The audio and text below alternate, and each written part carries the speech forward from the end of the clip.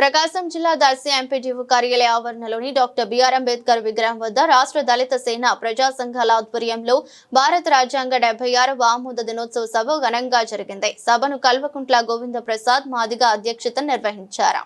ఈ సందర్భంగా ముఖ్య అతిథిగా పాల్గొన్న దర్శి డీఎస్పీ లక్ష్మీనారాయణ మాట్లాడుతూ ప్రపంచ మేధావి భారత రాజ్యాంగ పితామహుడు డాక్టర్ బిఆర్ అంబేద్కర్ రచించిన రాజ్యాంగం ప్రపంచ దేశాల్లో అమలవుతుందని తెలిపారు.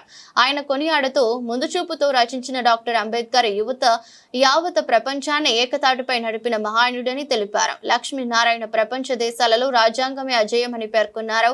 కార్యక్రమంలో స్థానిక MPP Gollapati Sudharani, Achchayya, retired MEO Kakarla Raghuramayya doctor Ambedkar సేవలను కొనియాడారు. అంతేకాక కార్యక్రమంలో red cross society chairman Ramesh, దళిత సంఘాల నాయకులు Rachapudi Moshe, Garnepudi Prem Kumar, Talluru Lazar, MRPS నాయకులు హరి, గంధం ఇర్మియా, డీబీఆర్సీ నియోజకవర్గం కన్వీనర్ కావూరి నాగమణి, వార్డెన్ రామకృష్ణారెడ్డి, హరి మరియు అధిక సంఖ్యలో విద్యార్థులు పాల్గొన్నారు.